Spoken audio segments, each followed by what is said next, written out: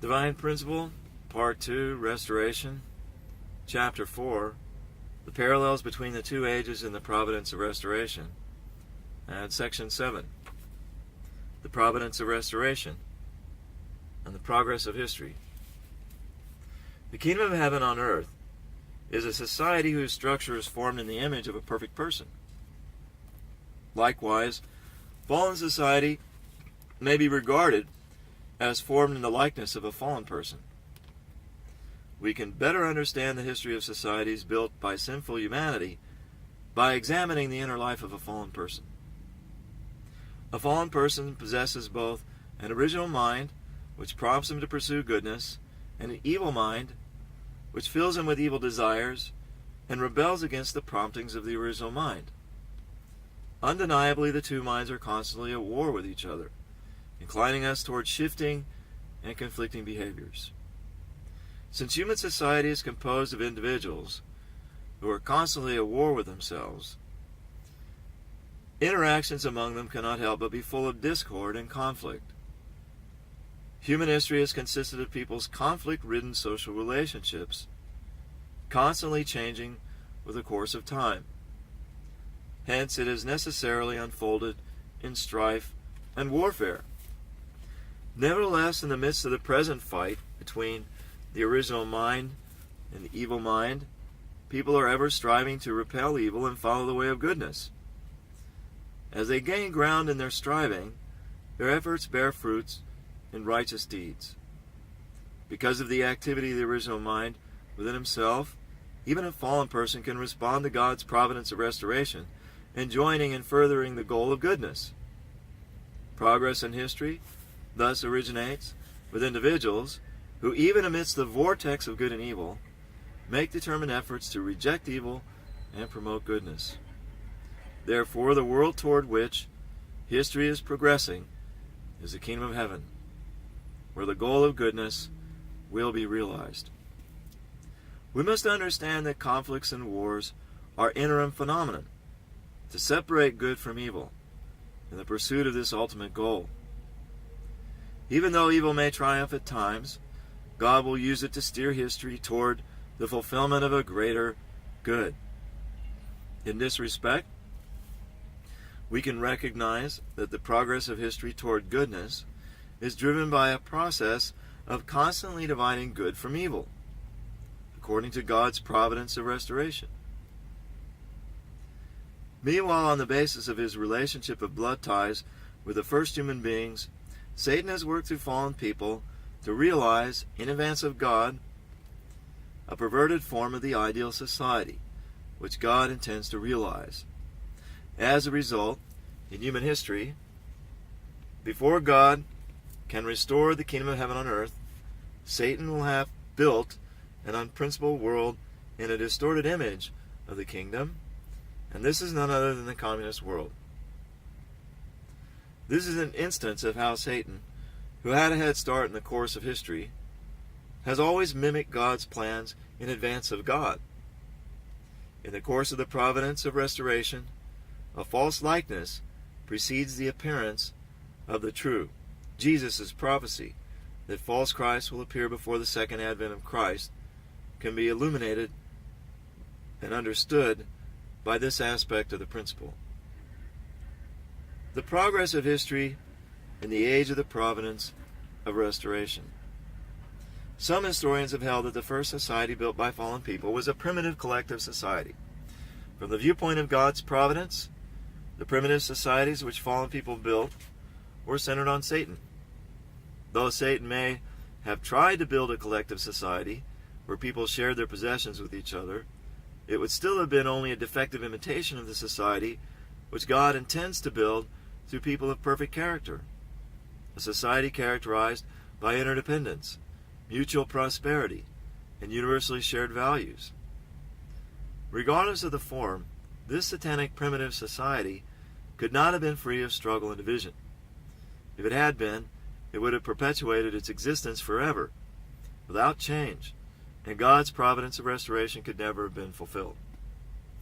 In reality, the two minds, at war within a fallen person, give rise to internal conflicts which manifest themselves through his actions and cause him to be in conflict with others. Therefore, it would have been impossible for a satanic primitive society pursuing the goal of collective living ever to maintain peace. As primitive societies evolved into larger scale societies with different economic and social relations, these conflicts inevitably evolved in a corresponding manner.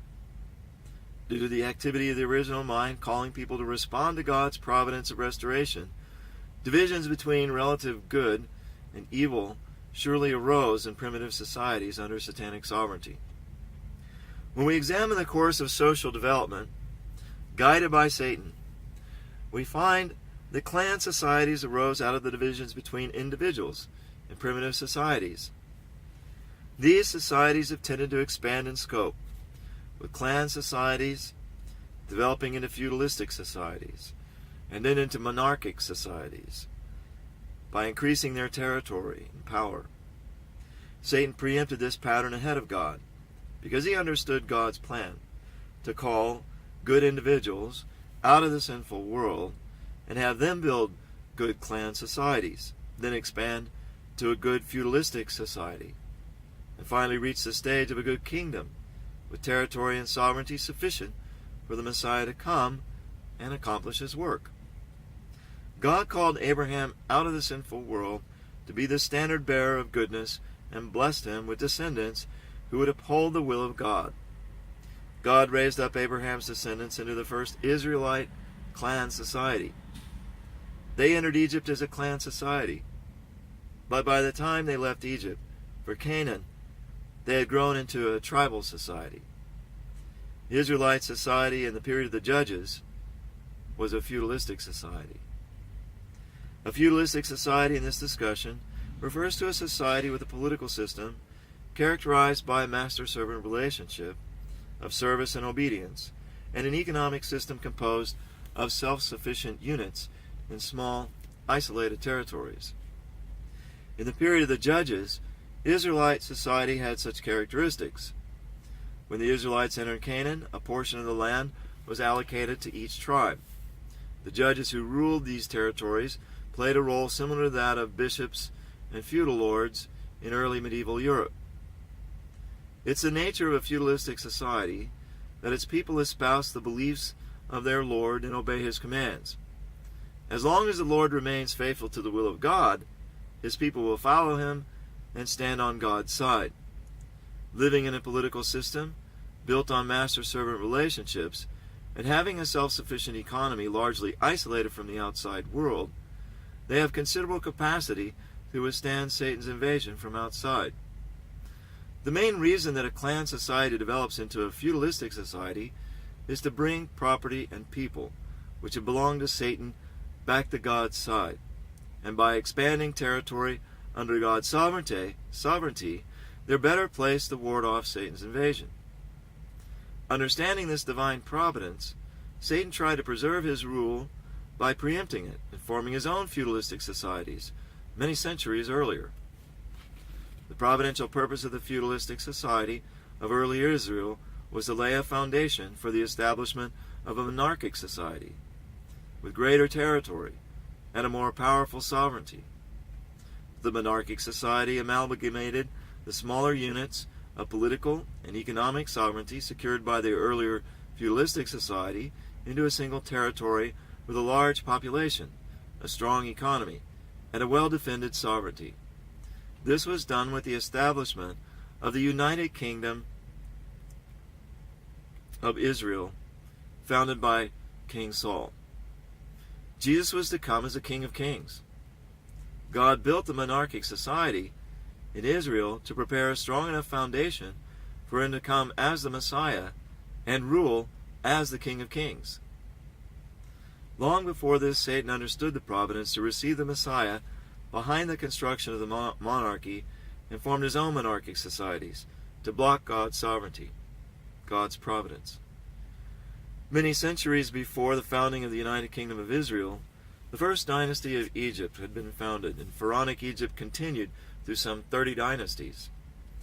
The ancient kingdom of Babylon had ruled all of Mesopotamia during the reign of King Hammurabi in the 18th century before Christ, and the Hittites ruled supreme over the Near East in the region of Syria during the 14th century before Christ.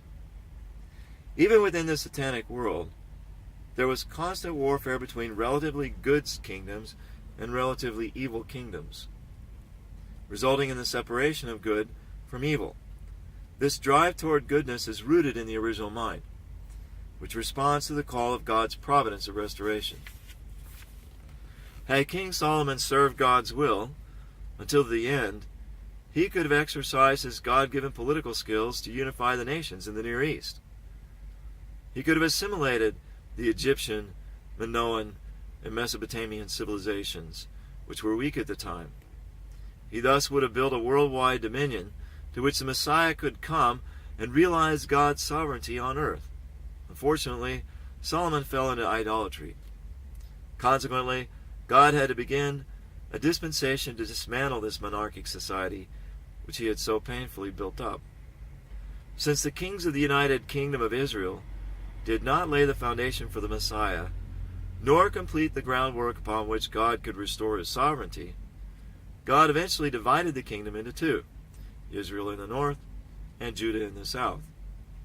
When they continued to transgress against God's will, God let the northern kingdom of Israel be destroyed at the hands of the Gentile nation of Assyria.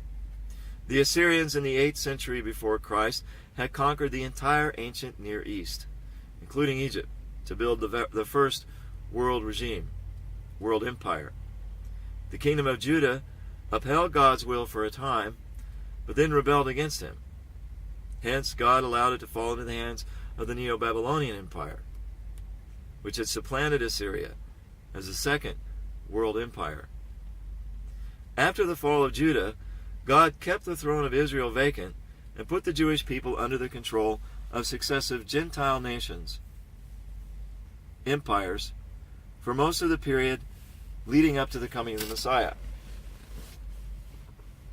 Most notably, God placed them in the Hellenistic cultural sphere, which laid the ideological framework for democracy. God fashioned Israel's society in the form of a democracy in order that when the Messiah came, he would be hailed as their king by the will of the people, who should have welcomed him wholeheartedly. However, the Jewish public did not so elevate Jesus. Without public support, he was crucified. Consequently, at the consummation of the providence which had begun 2,000 years earlier with the calling of Abraham and his descendants out of the sinful world, its purpose was attained only spiritually. The progress of history in the age of the prolongation of the Providence of Restoration. The Providence of Restoration in the history of the West. The Roman Empire, which had persecuted Christianity, finally knelt before the crucified Jesus in the 4th century and adopted Christianity as the state religion. Nevertheless, the original providential role of the Roman Empire, which had unified the ancient world around the Mediterranean Sea, was to lay the foundation for Christ's kingdom on earth. Had the Jewish people believed in Jesus as the Messiah and united with him, the Roman Empire would have been won over by Jesus during his lifetime. Jesus would have been honored throughout the empire as the King of Kings. He would have established a worldwide dominion with Jerusalem as its capital.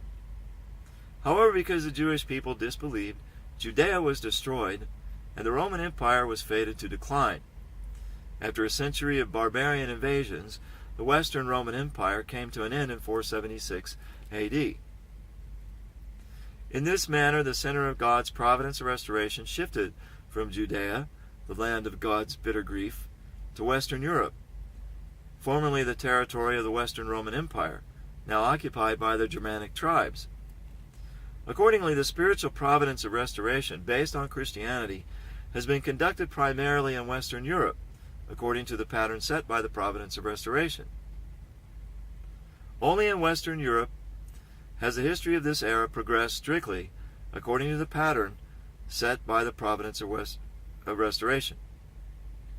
The history of Christianity in Western Europe provides us with information about the events which shaped the age of the prolongation of the providence of restoration. The mutual relations between religious history, economic history, and political history. To enable human beings to rule both the spirit world and the physical world, God created them with the dual entities of spirit self and physical self. Had human beings not fallen, their spirit self and physical self would have reached perfection together. Their spiritual intellect and physical intellect would have joined in complete harmony during earthly life.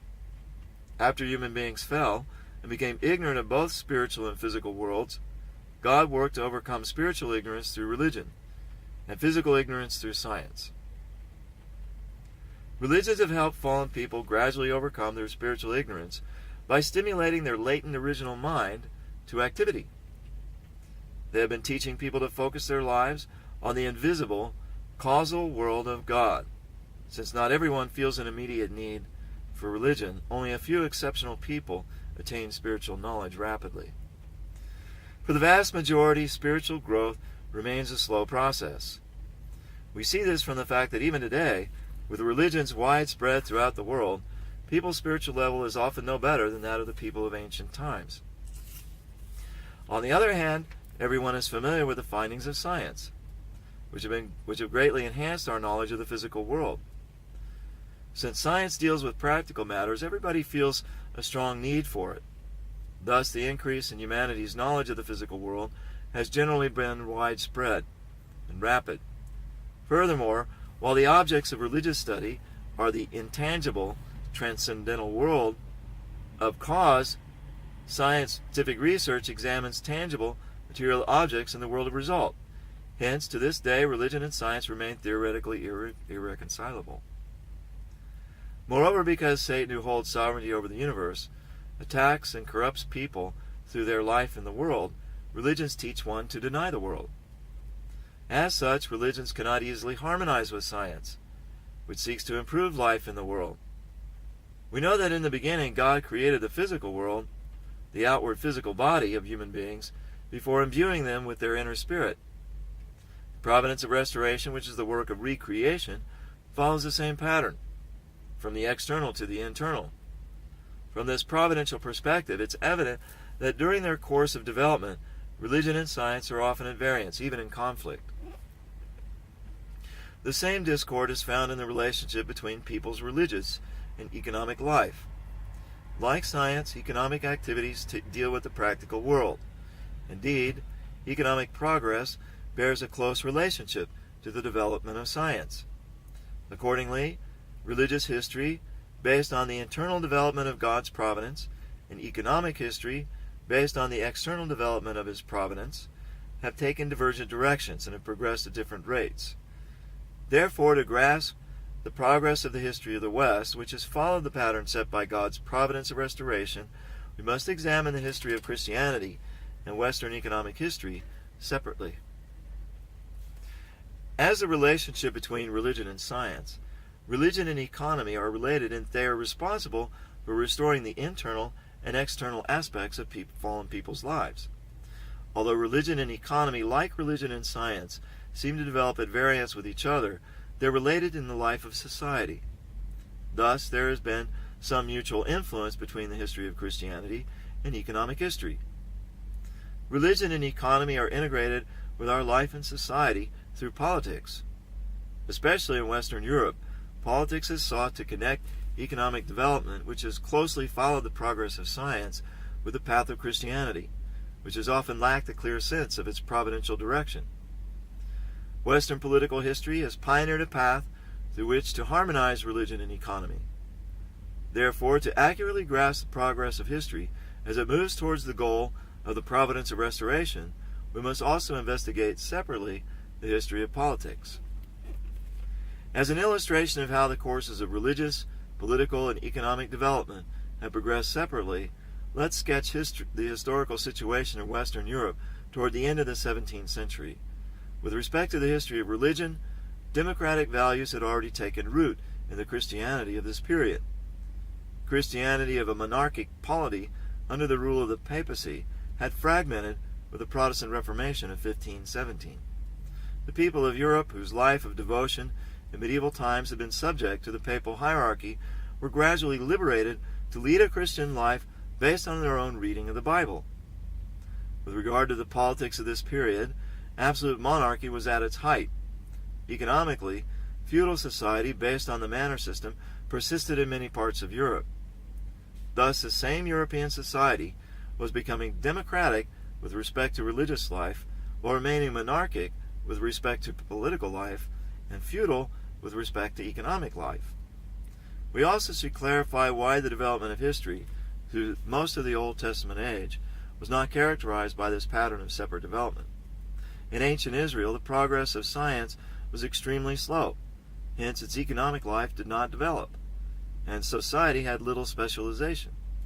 The people led a simple life under a social system in which the religion was an integral part of their daily life. Bound by master-servant relationships and a strict code of the Mosaic law, they had to obey their rulers in matters both political and religious. At that age, religion, politics, and economy did not progress separately. Clan society. Let's examine the progress of history in terms of religion, politics, and economy during the New Testament age. The inclination of the original mind to respond to God's providence of restoration generally brings about divisions in a society centered on Satan.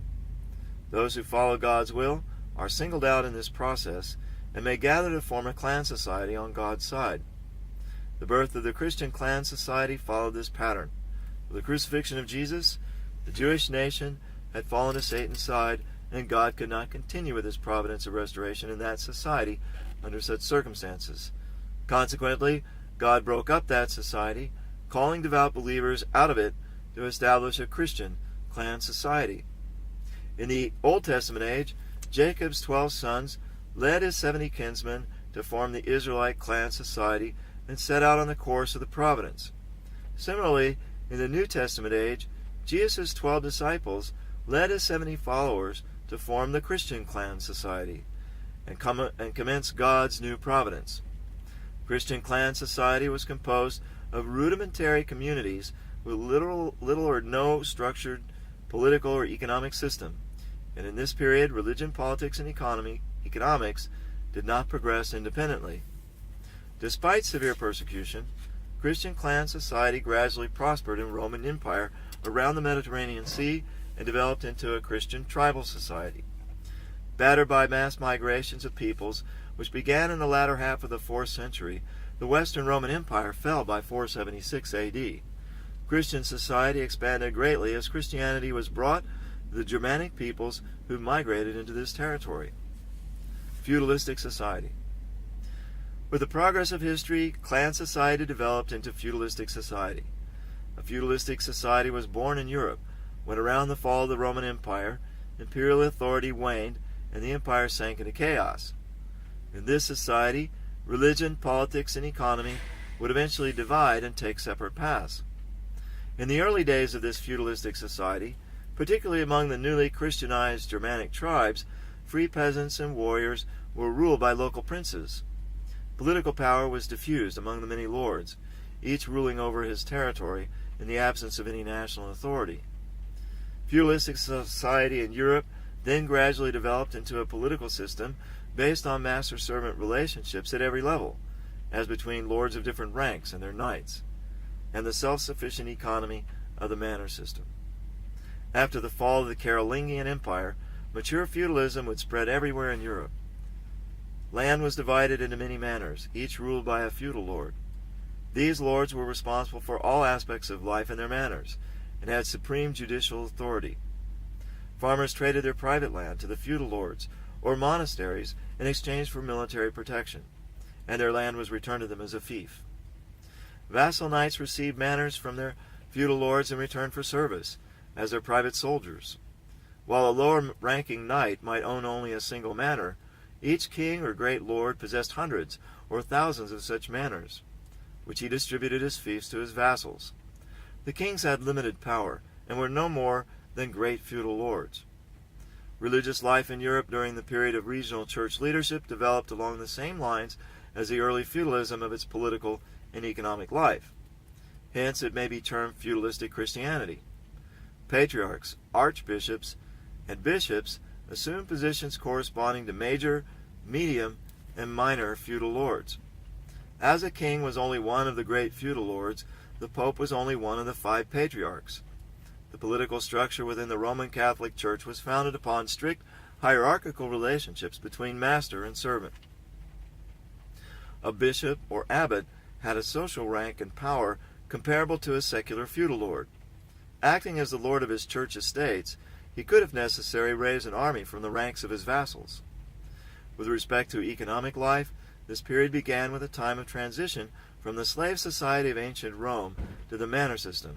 Some of the land in this period began to be owned by free peasantry. In terms of land tenure, people's status in this period could be classified into 4 grades: nobility, free peasantry, serfs, and slaves. In this way, out of the ashes of the Western Roman Empire, God raised a feudalistic society among the newly Christianized Germanic peoples whom he had chosen to lead the Providence.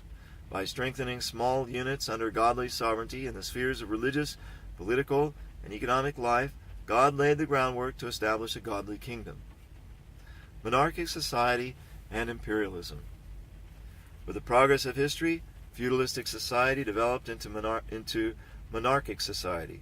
Politically, how did European monarchic society arise? The kingdoms built by the Germanic peoples in Western Europe were all short-lived except for the kingdom of the Franks. The Frankish kings of the Merovingian dynasty received Christianity and absorbed the heritage of the Roman civilization to form a Germanic Roman world in Western Europe. After the Merovingian kings lost power, Charles Martel became the effective ruler of the Franks. He expanded the kingdom by defeating the Moors who had invaded from the southwest, and his son Pepin the Short became the first Carolingian king and was the father of Charlemagne. Charlemagne thought highly of St. Augustine's vision of a Christian kingdom and made it the guiding principle of the realm.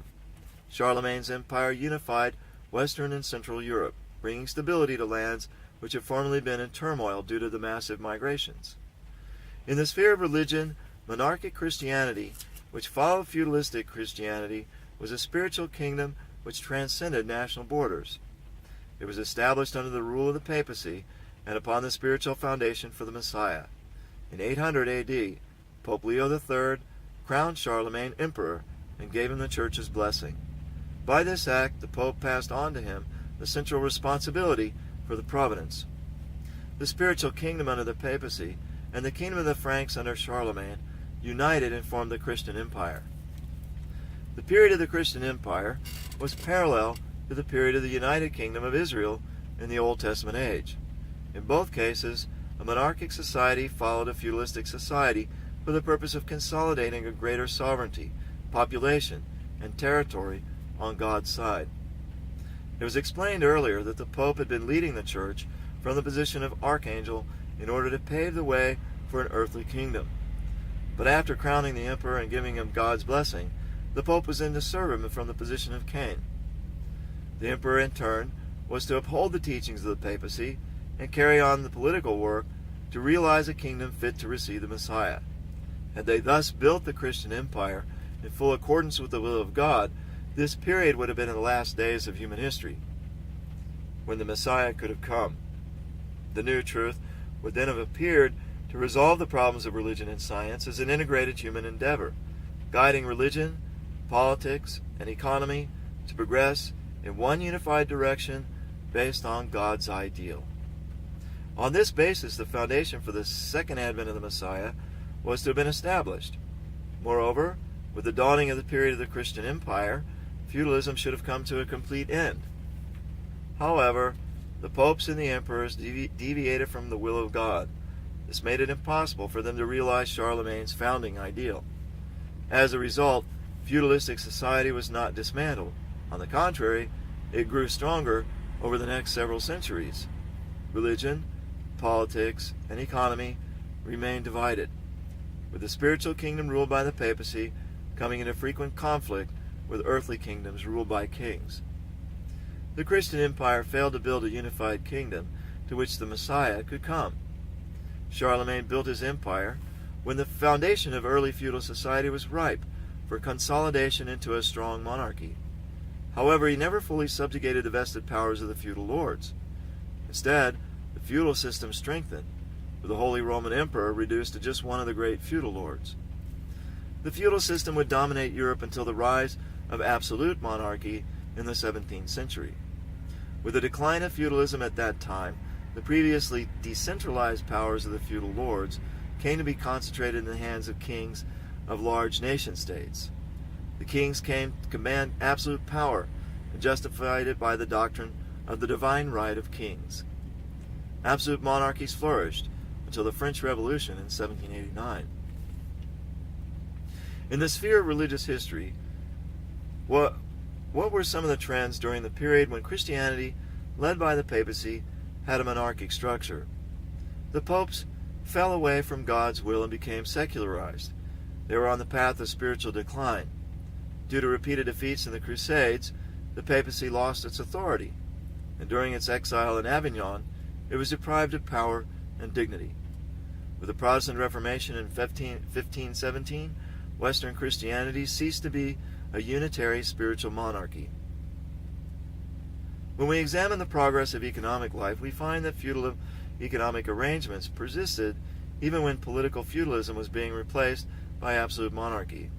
Capitalism was growing in the cities and towns, where manufacturers and merchants joined forces with the kings and fought against the constraining feudal system.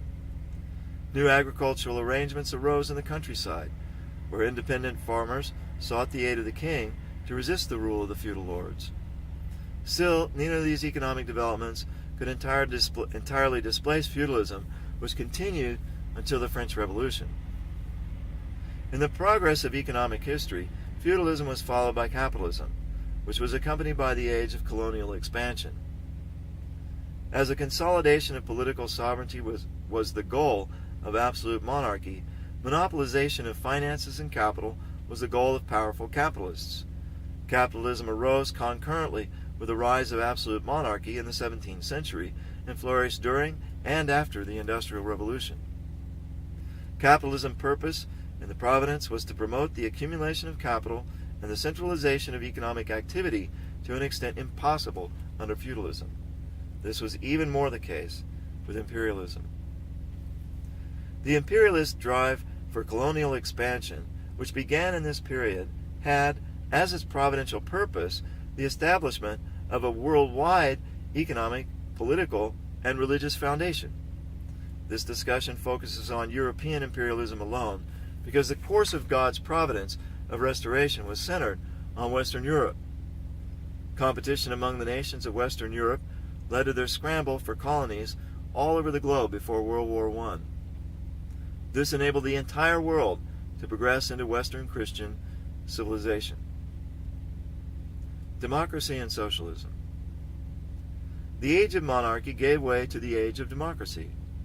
We recall that the purpose of the monarchic society was to construct a kingdom which could support the Messiah and his reign. When this dispensation was not accomplished during the Christian Empire, however, God began a process that would eventually tear down monarchic societies and raise up democracies in their place in order to commence a new providence for rebuilding a sovereign nation fit to receive the Messiah. Democracy is based on the sovereignty of the people. It's government of, by, and for the people. Its purpose is to destroy the political monopoly of monarchy, which had deviated from God's will, and to establish a new political system capable of accomplishing the goal of the Providence of Restoration, namely to receive and support the Messiah as the King of Kings. How can democracy accomplish its purpose? With the flow of history, humanity's spirituality has become enlightened due to the merit of the age and the Providence of Restoration.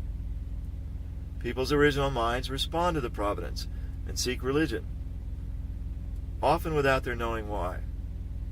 Eventually, people will come to receive Christianity, which God is raising to be the highest religion. In this way, the world today is converging to form a single civilization based on Christian ideals. As history nears its consummation, the will of the people inclines toward Christian values. Democratic governments which abide by the will of the people also gradually become more Christian. Thus, when the Messiah returns to societies under the rule of a democratic government, well matured by the Christian spirit, he'll be able to establish God's sovereignty upon the earth with a wholehearted support of the people. This will be the kingdom of heaven on earth. We need to understand that democracy was born to undermine satanic monopolies of power for the purpose of God's final providence to restore by the will of the people a heavenly sovereignty under the leadership of the returning Christ. The democratic movements which rose against absolute monarchies of the 17th and 18th centuries gave rise to revolutions in England, America, and France. These revolutions destroyed monarchic societies and gave birth to today's democratic societies. The different forms taken by democracy according to the providential trends of Hebraism and Hellenism will be discussed in the next chapter. The progress of history in the religious sphere moved to the stage of democratic Christianity after monarchic Christianity was shattered by the Protestant Reformation of 1517. Through the Reformation, democratic forces within Christianity dismantled the spiritual kingdom over which the papacy had commanded sole authority. God's original desire was that the Christian empire unite with the monarchic papal Christianity to build the kingdom to which the Messiah would come. However, when the popes failed in their responsibilities, the monarchic Christianity over which they had all authority had to be dismantled. This has been the mission of democratic Christianity, just as the mission of political democracy has been to destroy the absolutist sovereignty of secular monarchy. Accordingly, after the Protestant Reformation, the way was open for people to freely seek God through their own reading of the Bible, without the mediation of the priesthood. People were no longer subjected to the authority of others in their religious life, but could freely seek their own path of faith. Democratic Christianity has thus created a social environment which allows all people to seek freely for Christ at his return, regardless of the manner in which he may come. Similarly, with the progress of economic history, socialist ideals arose which undermined imperialism and fostered a democratic form of economy. Although some historians have regarded World War I as a war fought by imperialist nations over colonies, in fact, soon after its conclusion, the democratic spirit rose to prominence and began to undermine colonialist policy. At the end of World War II, the great powers began to divest themselves of their colonies and liberate the nations under their control. Upon the fall of imperialism, capitalism began to evolve into a form of economy which would foster equal and common prosperity. It's only natural for the satanic realm, which reached its apogee in communism, to promote socialism. This is because Satan always attempts to realize in advance of God a defective imitation of the divine plan. God's plan is to develop a socialistic economy, although with a form and content utterly different from the state socialism that communism actually established. According to God's ideal of creation, God confers upon each individual the same original value. Just as parents love all their children equally, God desires to provide a pleasant environment and living conditions equally to all of his children. Moreover, in an ideal society, production, distribution, and consumption should have the same organic relationship as exists between the functions of digestion, circulation, and the metabolism of the human body. Thus, there should not be a destructive competition due to overproduction, nor unfair distribution leading to excessive accumulation and consumption, which are contrary to the purpose of the public good. There should be sufficient production of necessary and useful goods, fair and efficient distribution of these goods, and reasonable consumption which is in harmony with the purpose of the whole. Just as the liver provides a reserve of nutrients for the whole human body, adequate reserves of capital should be maintained to ensure smooth operation of the entire economy. Because human beings are created to live in an ideal society, they will inevitably pursue a socialistic ideal as they strive for freedom and democracy and further search into their original nature. This is particularly true at the consummation of providential history, when this ideal can actually be realized. As this natural desire springs forth from within, politics and democracy, which is shaped by the will of the people, will also move in that direction. Eventually, a socialistic society embodying God's ideal will be established. Early Christians living according to this ideal, in some respects, by sharing all their goods in common. Thomas More's Utopia, written in 16th century England, and Robert Owens's humanistic socialism during the Industrial Revolution in England each expressed a vision of the socialist ideal. Catholic and Protestant socialist movements have also shared this vision, one example being Charles Kingsley's advocacy of Christian socialism in England at the mid-19th century. Their inclination towards socialism originated from the natural impulse of the original mind as it pursues the ideal of creation. The ideals of interdependence, mutual prosperity, and universally shared values versus communism. The merit of the age and God's providence of restoration has furthered the development of man's original nature, which has not been manifested due to Satan's grip on human life. Responding to the promptings of their innermost hearts, people everywhere have ardently aspired to the world of God's ideal where the purpose of creation is fulfilled.